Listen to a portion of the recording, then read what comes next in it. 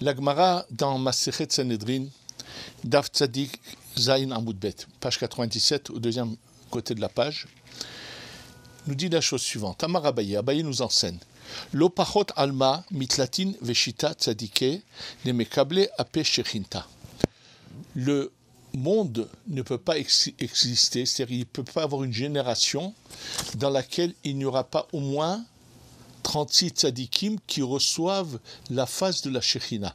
Il ne dit pas qu'il faut pas comme en général on vous le raconte, qu'il faut qu'il y ait au moins 36 tzadikim. Non, il y a beaucoup plus que 100 tzadikim. Mais il en faut 36 qui ont un tel niveau que eux, ils reçoivent la Shekhinah. Il nous explique pas ce que ça veut dire, on va essayer ensemble de le comprendre. Et il en ramène d'un pasouk, Ashrei kol chokelo, et en fait, la Gemara après commence à dire, explique le mot lo, c'est 36, bref. Et la Gemara ensuite pose là-dessus des questions, mais c'est marqué quelque part d'autre qu'il en faut beaucoup plus que ça.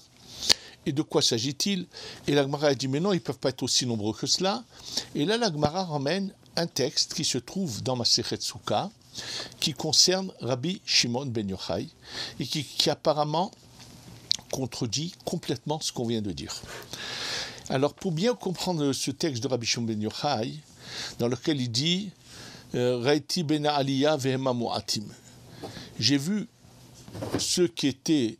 Alors, le mot ben Aliyah, on a eu tendance à le traduire en disant les gens qui sont de haut niveau. Parce que Aliyah, c'est monter. On dit dans une maison, il y a le bas, et à la Aliyah, c'est l'étage au-dessus. C'est dans l'hébreu d'avant, c'était comme ça. Et on a tendance à l'expliquer, tous les commentateurs ont tendance à dire qu'il s'agit en fait de grands niveaux. On va voir que ce n'est pas ça de quoi il s'agit du tout. Il dit Raiti ben Aliyah vema mu'atim. J'ai vu les ben Aliyah, ils sont peu nombreux. Im elef, s'il y en a 1000, mon fils et moi font partie d'eux. S'il y en a 100, mon fils et moi font partie d'eux. À la fin, s'il y en a 2, c'est mon fils et moi.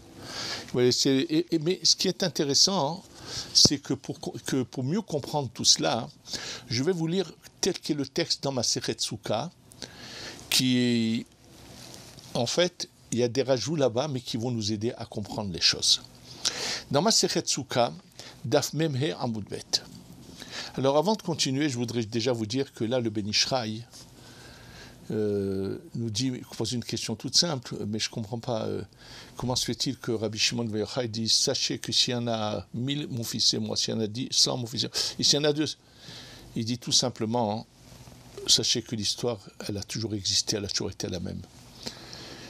De la même manière que nous sommes dans une génération où un grand nombre de personnes, et je peux dire beaucoup même, surtout dans le milieu, je parle du milieu religieux, du milieu qui étudie la Torah, la grande majorité ne veut pas entendre parler de la Kabbalah. Ils ne veulent pas en entendre parler, ça ne les intéresse pas. Ils regardent, même les vrais rabbanim qui sont dans la Kabbalah, ils les regardent souvent comme des illuminés. Je ne parle même pas de la masse. Ça, j'en parle même pas. Qui expriment des fois même, qui ont même une attitude des fois même grossière et vraiment pour rien ils sortiront des phrases qui cherchent à montrer bon mais Kuba mets-toi de côté vraiment d'une manière malheureusement c'est une réalité et je sens parler qu'il y a un nombre d'années ici en Eretz Israël. Il n'y avait pratiquement pas de Kollel le Kabbalah, Baruch Hashem, les choses ont bien changé, mais ça reste quand même qu'une petite minorité. Et nous explique le Rabbeinu Yosef Chaim le Ben Ishraï dans son commentaire sur la Gemara dans Masechet Souka, que Rabbi Shimon ben Yochai a voulu dire au monde entier. Et on sait qu'il était un grand aussi dans le Pshat, c'était un des Tanaïm, lui et son fils, et qu'il a son opinion dans beaucoup de sujets, et ainsi de suite. que sachez une chose. Et après, tout le monde a su sa grandeur, les miracles qu'il a eus, et que quand ceux qui ont voulu le rabaisser ont tout de suite sont tombés comme un tas d'os par terre, et ainsi de suite. Donc finalement, tout le monde a su qui était Rabbi Shimon ben Yochai. Et il a voulu leur dire, sachez une chose, que si je suis arrivé à ce niveau, c'est grâce au fait que j'ai mis tous mes efforts dans l'étude de ce côté de la Torah qu'on va expliquer tout de suite. Alors, pour cela, je vais vous lire donc ce texte qui se trouve dans Masechet Souka, et à travers lequel on va mieux comprendre ce qu'a dit Abaye chez nous. Dans Masechet Souka, il y a un rajout qui ne figure pas ici dans Sanhedrin, qui est le suivant. V'amar Chizkiya amar Rabbi Yirmiya, donc Chizkiya, au nom de Rabbi Yirmiya, ramène au nom de Rabbi Shimon ben Yochai. Et qu'est-ce qu'il dit là? Vous allez tous être vraiment surpris, et on va le voir ensemble. Yachol ani liftor et kol ha'olam kulo min hadin, miyom shenivreti ad ata. Je pourrais, si je le voulais, rendre quitte le monde entier du jugement depuis que je suis né jusqu'à aujourd'hui. Ça veut dire au moment où il dit cette phrase, Rabbi Shmuel, il a déjà un certain âge, il dit depuis ma naissance jusqu'à aujourd'hui, je peux annuler le din de tout le Ham Israël. C'est-à-dire personne ne sera jugé, tout le monde pourra avoir directement accès au Gan Eden. Et attendez la suite. Vilmale El-Hazar Beni Emi. Tant si je prends le mérite de mon fils El-Hazar, depuis le jour où le monde a été créé jusqu'à maintenant. Ça veut dire depuis la création du monde jusqu'à maintenant, hop, je peux annuler tout le din. Vilmane Yotam ben Oziyahu Aymanu, et si Yotam ben Oziyahu se mettait avec nous, Miyom Shinivra Aolam Atzofo, depuis le jour où le monde a été créé jusqu'à la fin c'est-à-dire jusqu'à le moment de la venue du Mashiach.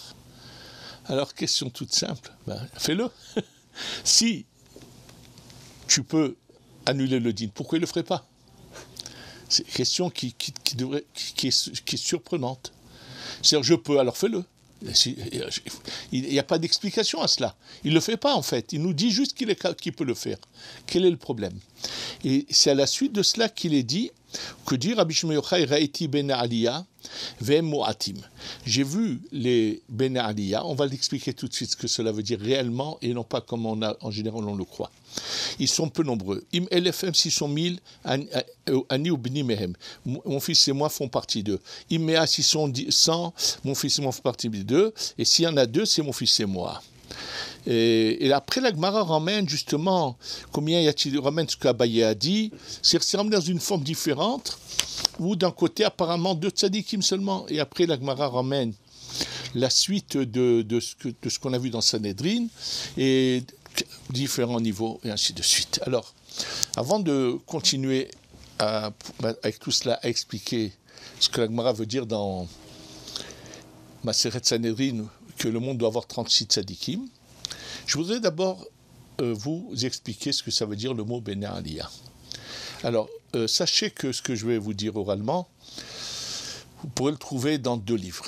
Le Sefer HaHizionot, c'est ce qu'a écrit Rabbi Chaim Vital dans tout ce qu'on lui a, toutes les révélations qu'il a eues au cours de sa vie. Dans certains de ses rêves, on lui a fait des révélations.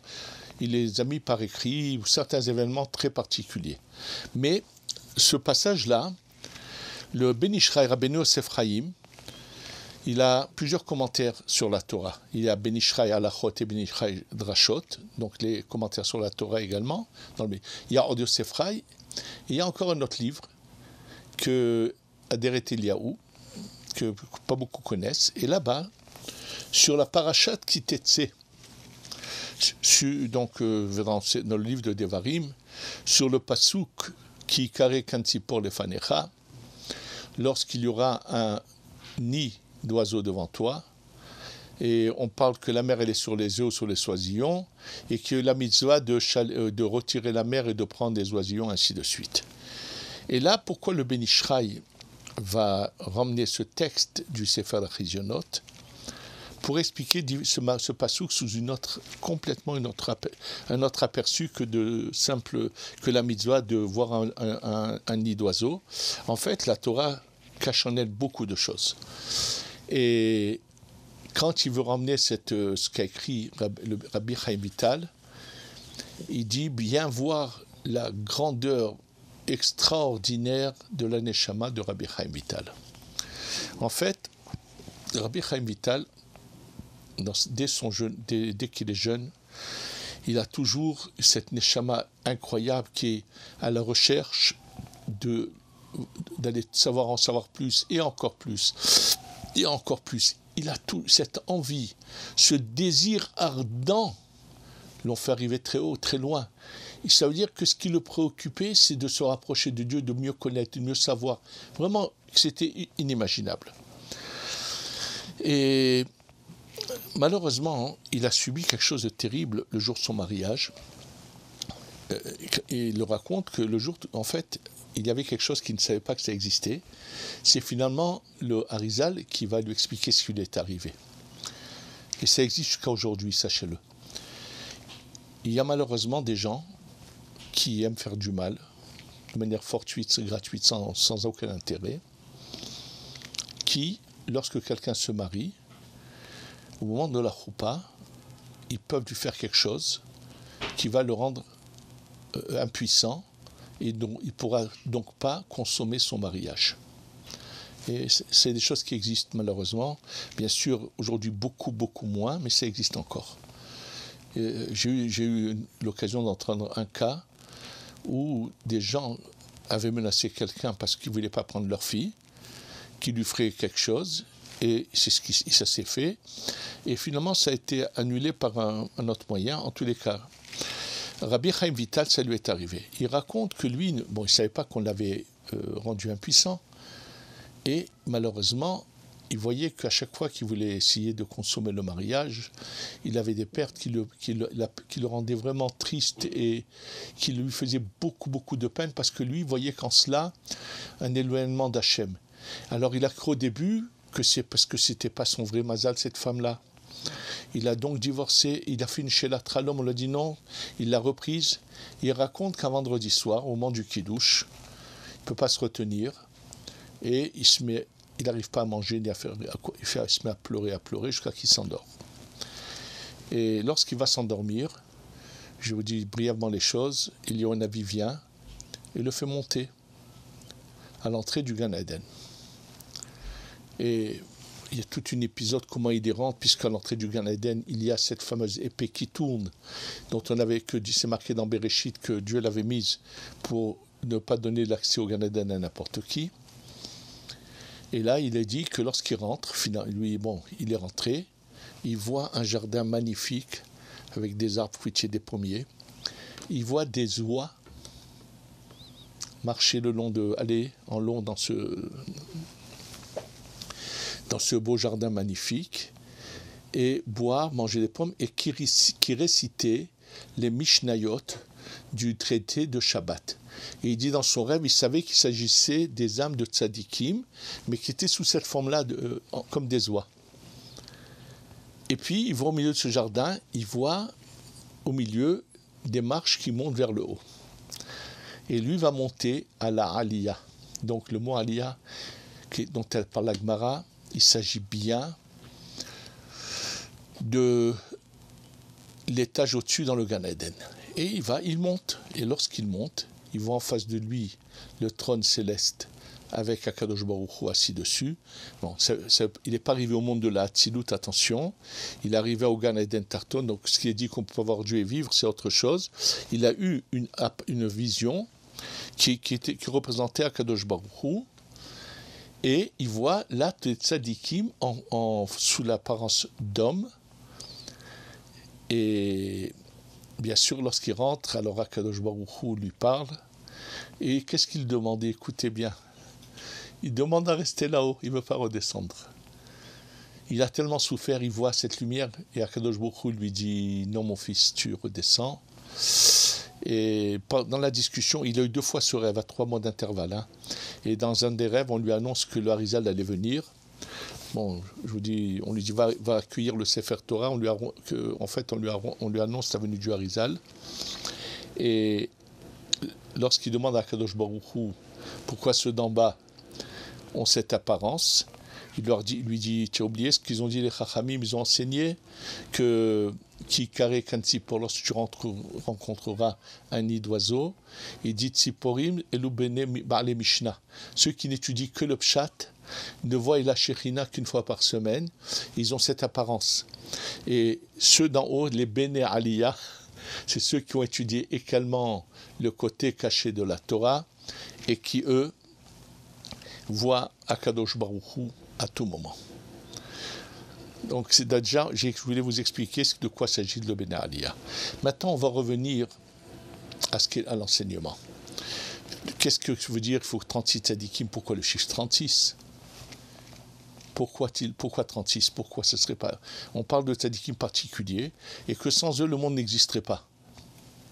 En fait, ce qu'il faut savoir, que quand il y a de la vie, c'est une étincelle divine qui descend. Quand quelqu'un meurt, c'est l'étincelle divine qui est repartie. Donc s'il y a un corps mort. Le monde existe, mais il faut que pour qu'il existe, pour toutes, pas seulement le monde, quand je parle du monde, je parle également de tous les êtres sur Terre, inclus tous les animaux, quels qu'ils soient. Et leur vie, c'est une parcelle divine qui est là en bas. Sachez que les tzadikim font descendre la lumière divine vers le bas et la réceptionnent. Pour mieux le comprendre, je vais vous parler de l'inverse. Dans la Nida, celui qui a une relation avec la Nida, où qu'il marche, il fait partir la lumière. Et malheureusement, quand la lumière s'en va, qui c'est qui a accès à cet endroit-là? L'ange de la mort. C'est pour ça qu'il faut prier de ne jamais se retrouver dans un lieu où il y a quelqu'un qui est malheureusement très mauvais, qui repousse la lumière, parce que c'est comme s'il ouvrait la porte à l'ange de la mort. Et donc, en fait, tout notre travail à nous, c'est de faire descendre la lumière divine vers le bas. Et un des moyens de la faire descendre, sachez-le, c'est quand on récite les brachot avec kavana. Surtout quand il s'agit de nourriture et qu'on récite bien une bracha, on fait descendre dans la matière la lumière. J'ai souvent entendu du Rav Yehuda Tzadka Zecher Tzadik Vekadosh Bracha. Rav Yehuda Tzadka était vraiment un des très très très grands tzadikim de la génération il y a quelques années en arrière. J'ai eu la chance qu'il soit sandak chez un de mes enfants, Baruch Hashem. Et ce Rav Yehuda Tzadka, Alav Shalom, Zecher Tzadik Vekadosh Bracha, je sais que le Ben Ish Chai s'est apparu à lui et lui a dit que lui est venu réparer le fait que le Ben Ish Chai n'a pas habité en Eretz Israël. Donc une étincelle est venue en lui pour réparer cela. Il a vécu qu'ici en Eretz Israël, bien sûr. Et à chaque fois qu'il y avait un accident grave avec beaucoup de morts ou un attentat, des choses où il y avait malheureusement des morts, et qu'il avait l'occasion de parler, il demandait aux gens de faire attention aux brachot. Pour quelle raison? La Gemara nous raconte que lorsque le roi David avait fait le compte du peuple d'Israël, il y a eu une épidémie, il y a eu beaucoup de... Et là, qu'est-ce que le roi David a décrété? Que lorsqu'on récite 100 brachot tous les jours, ça avait arrêté complètement ce malheur-là. Donc c'est déjà au passage un bon message pour notre génération actuelle, notre génération, le moment que nous vivons actuellement, où c'est triste à dire, on a souvent des personnages qui nous quittent à cause de ce corona. Il a juste il y a à peine 2-3 jours, le gendre de Baba Saleh, le Rav Harel, qui était un saint, qui a mis au monde des garçons qui sont tous des saints, mais qui sont tellement humbles et se cachent, vient de nous quitter à l'âge de 73 ans alors qu'il n'avait rien. Il a attrapé le corona, il vient de partir. Alors malheureusement, on pourrait arrêter cette hécatombe. Lui est parti comme un korban, comme un sacrifice pour le peuple d'Israël, ça c'est sûr. Mais voilà, alors pourquoi?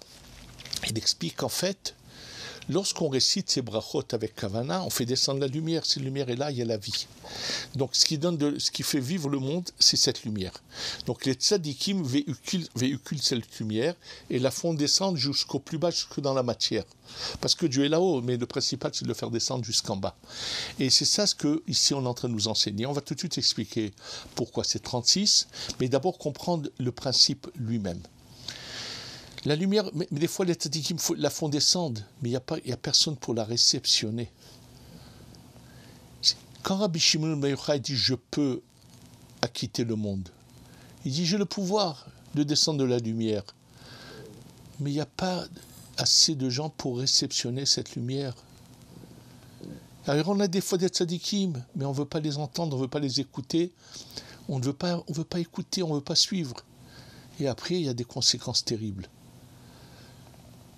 J'ai eu encore aujourd'hui un cas de semblable, de quelqu'un qu'il y a des années, j'avais mis en garde contre quelque chose, et il n'en a pas voulu faire cas, bien au contraire, il s'est passé des choses. Et Mina Shamaim, après des années, j'entends comment ça lui est retombé, comme on dit, sur la tête, d'une manière terrible. Je ne peux pas détailler plus que ça, mais je l'ai vu de mes yeux.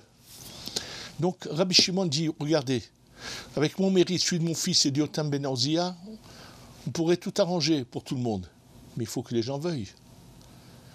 Il faut que les gens réceptionnent, il faut qu'ils soient là présents pour réceptionner. Et là, on nous dit, si on a 36 tzadikim qui sont à ce niveau, qui constamment véhiculent, quand on dit la Shekhinah, ils véhiculent la Shekhinah parmi nous. Ça veut dire qu'elle est là présente, et c'est elle qui peut nous délivrer. C'est notre mère, la Shekhinah. Alors, quand je vous parlais du chiffre 36, je vous ai toujours dit que le monde est composé de 6000, les 6000 ans sont la base de ce qu'on appelle Chesed, Gvura, Tiferet, Netzach, Hod, Yesod, comme les 6 jours de la semaine. Et chacun est composé des 6 autres. 6 x 6, 36. Donc, ça, c'est le monde. Et lorsqu'on va passer au 7e millénaire, on va monter au 3 supérieur. Au-dessus, c'est comme la tête. Donc là, il faut qu'il y ait que ces sphirotes, chacune qui est composée des sottes, ces 6 sphirotes, donc 6 x 6, 36, puissent être constamment là parmi nous pour que le monde existe. Sinon, le monde n'existera pas. C'est ce qui a failli se passer à l'époque de Noach. S'il n'y avait pas eu Noach, la Shemitah, ces 6000 ans s'arrêtaient à ce moment-là, c'était fini. Parce qu'il n'y avait pas de personnes pour réceptionner la lumière, et donc la lumière s'en allait, ils allaient tous mourir. Et là, on voit qu'il y avait Noach et ses enfants, c'est Noach surtout qui a réussi à sauver la situation. Elle n'a pas été sauvée complètement, puisque le monde a été, oui, détruit, jusqu'entre guillemets, lui, il a pu se retrouver en dehors du monde dans cette arche dans laquelle il est rentré, et ça a donné une possibilité au monde de continuer, mais il n'y avait pas assez de monde pour stopper les choses. Et vous comprendrez à travers cela la discussion qu'a Avraham Avinu sur Sodome et Amora. Il dit, s'il y a 50 tzadikim, il dit, s'il y a 50 tzadikim, malgré toute l'atrocité et la méchanceté des gens de Sodome et Amora, ils auraient pu empêcher les choses de se faire. Jusqu'à 10, moins que 10, Abraham comprend qu'il est impossible de faire descendre la lumière s'il n'y en a pas 10 qui la feront descendre, puisque là-bas il y avait une telle méchanceté, une telle atrocité. C'est-à-dire des gens qui étaient tellement mauvais dans le fond qui faisaient partir la lumière. Il laissait souvent passer des choses, des malheurs qui se sont passés dans des immeubles dans lesquels se sont trouvés, par exemple, j'ai eu plusieurs cas, je vous dis. Il y avait par exemple un immeuble dans lequel une femme mariée avait trompé son mari. Et dans cet immeuble, il y a eu énormément de malheurs qui se sont passés. Ça vient de me revenir, mais c'est incroyable. C'est dans un quartier à Yerushalayim, il y avait un immeuble, et je me souviens, il y a eu plusieurs malheurs, il y avait, je ne sais pas, 3 entrées. Et il y a eu plusieurs choses qui se sont passées, des malheurs. Et je sais que lorsque c'est arrivé aux oreilles du Rav Darzi Zichrono Livracha, qui était un élève du Rav Kadouri, il est parti avec des élèves à lui, ils ont fait le tour de l'immeuble, ils ont fait des filotes. Et regardez comment la coïncidence des choses. Un jour, quelqu'un qui habite dans l'immeuble vient me voir pour me demander conseil quoi faire. Il s'était rendu compte de son appartement. Il voyait que l'appartement au-dessous de chez lui, ou au-dessus, en tous les cas, dès que le mari partait, elle faisait signe à un voisin qui montait et il s'enfermait.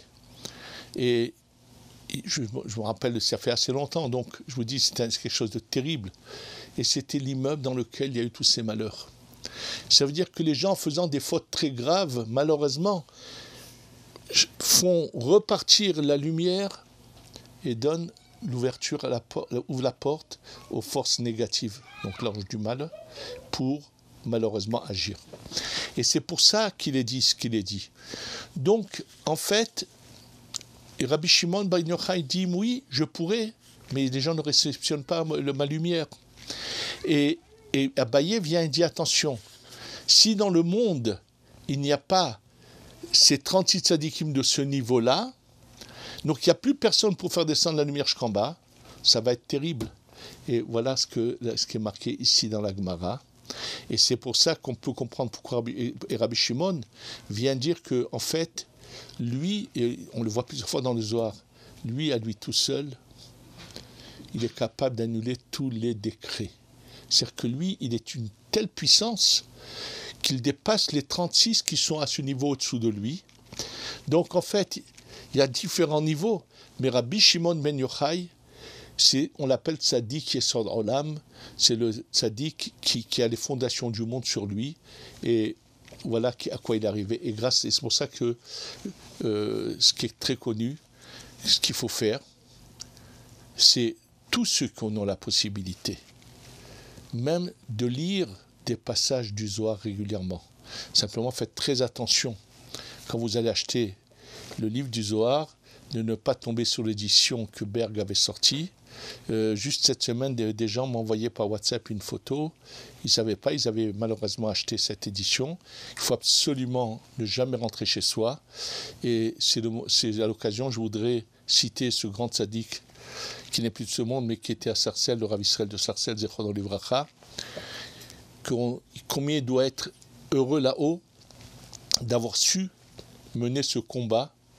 Il a été malheureusement un des seuls, il n'y en a pas beaucoup qui ont fait comme lui, où il n'a pas arrêté de mettre en garde les gens contre ce mouvement de soi-disant Kabbalah qui était dirigé par un Berg aux États-Unis, qui était malheureusement quelque chose qui est complètement opposé à la Torah.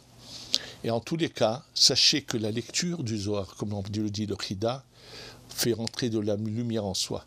Mais je voudrais finir en vous rappelant qu'il faut faire attention aux brachot que nous récitons. Et si on récite bien les brachot, on pourrait faire annuler complètement cette épidémie, arrêter tous nos ennuis, tous nos malheurs, et faire venir la Géoula Shlema, Shetavo, Bimera, Beyamenu, Amen.